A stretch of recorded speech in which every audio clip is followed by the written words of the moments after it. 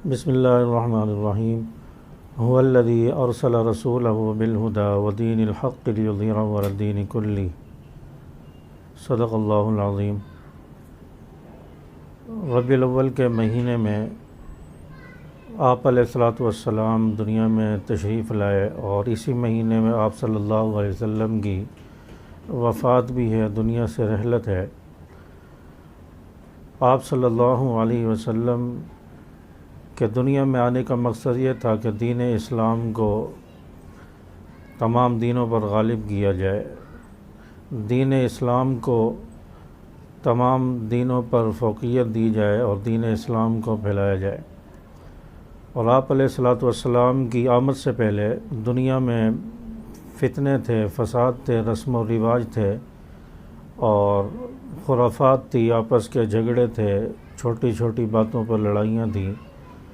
آپ علیہ الصلاۃ والسلام نے آ کر لڑائی جھگڑے ختم کروائے اور لوگوں کو آپس میں محبتوں میں پرویا اور آپس کی نفرتوں کو ختم فرمایا، اور جو غیروں کے آگے جھکتے تھے، عبادت کرتے تھے، ان کو اللہ کی عبادت پر لگا دیا اور کہا کہ غیروں کی عبادت کو چھوڑ کر اللہ کی عبادت کرو۔ اور بہت سارے فتنے فساد کا، رسم و رواج کا آپ صلی اللہ علیہ وسلم نے آ کر خاتمہ کیا۔ آپ علیہ الصلاۃ والسلام نے آ کر دین اسلام کو پھیلایا۔ آپ صلی اللہ علیہ وسلم کی 63 سالہ زندگی میں سے 40 سال وہ ہیں جو نبوت ملنے سے پہلے ہیں، اور 23 سال کا عرصہ ہے جو نبوت ملنے کے بعد آپ صلی اللہ علیہ وسلم زندہ رہے۔ 23 سال کے عرصے میں آپ صلی اللہ علیہ وسلم پر پورا قرآن مجید بھی نازل ہوا، اور احادیث کا لاکھوں احادیث ہیں، یہ پورا ذخیرہ بھی آپ صلی اللہ علیہ وسلم کی گفتگو ہے، اور یہ حدیث کا ذخیرہ بھی 23 سال کے عرصے میں پورا ہوا، اور یہ آپ صلی اللہ علیہ وسلم کی 23 سالہ محنت اور گفتگو اور وعظ و نصیحت ہیں۔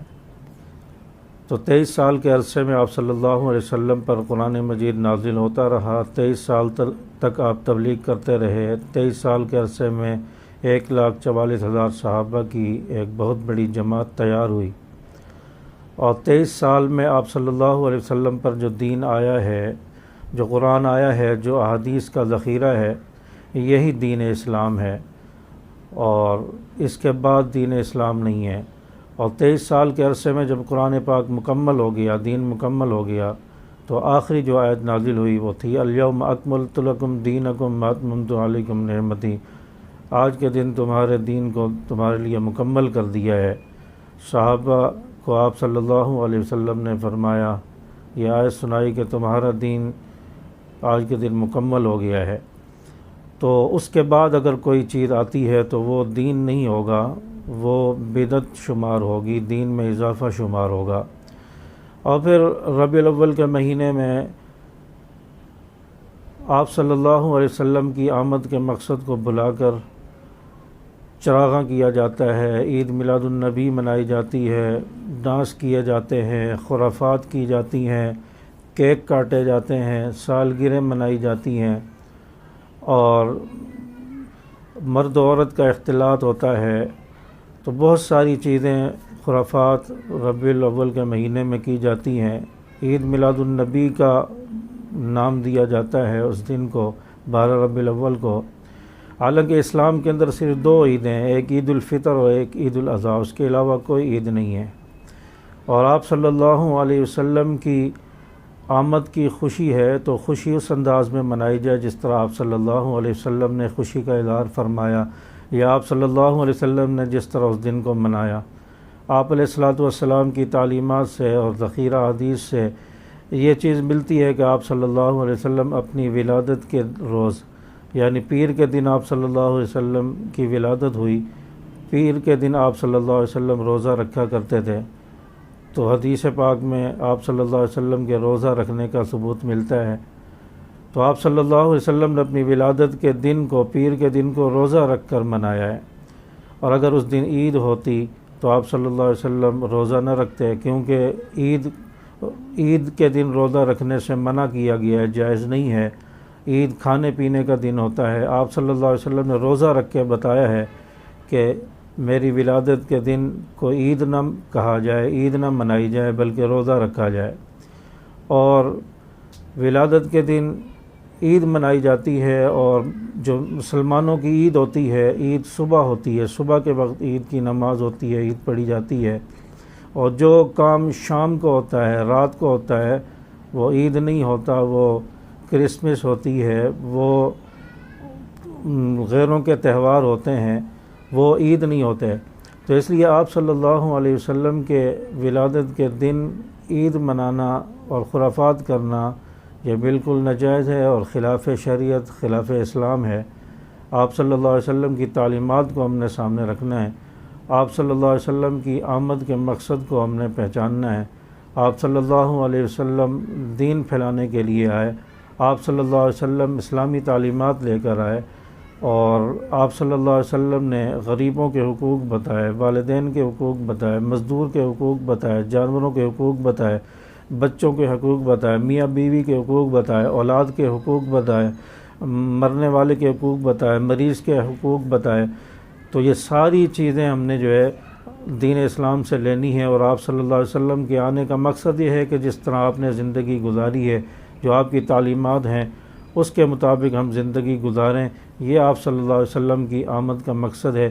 اس مقصد کو سامنے رکھ کے آپ صلی اللہ علیہ وسلم کے ساتھ عقیدت اور محبت کا اظہار کیا جائے، اور آپ صلی اللہ علیہ وسلم کی تعلیمات کو اجاگر کیا جائے، اور لوگوں کو بتایا جائے کہ آپ صلی اللہ علیہ وسلم کی آمد کا مقصد کیا تھا۔ اس مقصد سے لوگوں کو ہٹا کر عید کے دن عید میلاد النبی اور اس کی خرافات اور دیگر چیزوں پر ہم نے عوام کو لگا دیا، اور اکثر تو وہ بھی ہوتے ہیں جو نمازیں بھی نہیں پڑھتے۔ اور آپ صلی اللہ علیہ وسلم نے معراج کی رات کو جو امت کے لیے تحفہ لے کر آئے، وہ نمازوں کا تحفہ تھا۔ 5 نمازیں ملیں۔ آپ صلی اللہ علیہ وسلم کو عرشوں کی سیر کرائی گئی، معراج کرائی گئی۔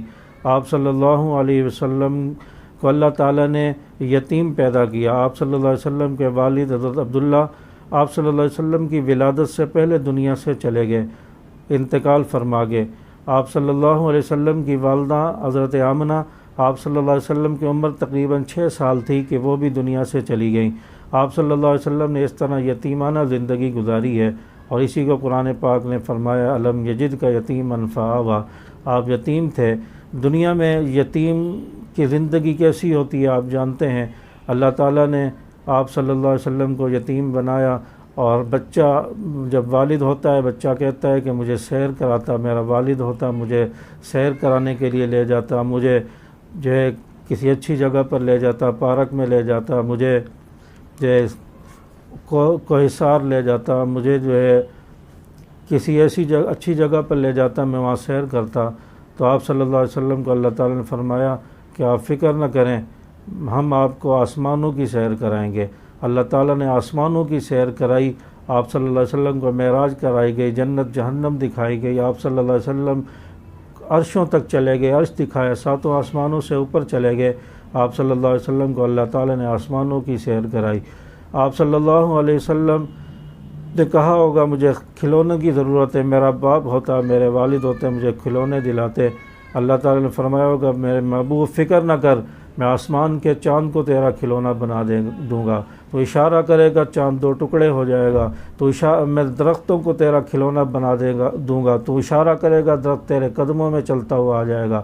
اور میں تیرے ہاتھوں کی انگلیوں کو تیرے لیے کھلونا بنا دوں گا، تو اشارہ کرے گا، پیالے میں ڈالے گا، میں تیرے ہاتھوں سے پانی کے چشمے جاری کر دوں گا۔ بکری کے تھنوں پہ لگیں گے، بکری کے تھنوں سے دودھ کے فوارے جاری کر دوں گا۔ آپ صلی اللہ علیہ وسلم کے ہاتھوں کو ایسا بنایا، سب چیزوں کو اللہ نے کھلونا بنا دیا۔ آپ صلی اللہ علیہ وسلم کو اس طرح اللہ تعالیٰ نے یتیم پیدا فرمایا۔ آپ صلی اللہ علیہ وسلم کی زندگی ہمارے لیے مشعل راہ ہے۔ آپ صلی اللہ علیہ وسلم کی زندگی ہمارے لیے اسوہ حسنہ ہے۔ آپ صلی اللہ علیہ وسلم کی زندگی کو اپنایا جائے، آپ صلی اللہ علیہ وسلم کی سیرت کو فالو کیا جائے، یہی آپ صلی اللہ علیہ وسلم کے آنے کا مقصد ہے، اور اسی چیز کو ہم نے لوگوں تک پہنچانا ہے اور لوگوں کو بتانا ہے، تاکہ لوگ آپ صلی اللہ علیہ وسلم کی سیرت پر عمل کر کے، دین پر عمل کر کے آپ صلی اللہ علیہ وسلم کی تعلیمات کو اپنا کر دین اسلام پر چلیں اور کامیاب ہوں۔ اللہ تبارک و تعالیٰ میں سمجھ عمل کی توفیق عطا فرمائے۔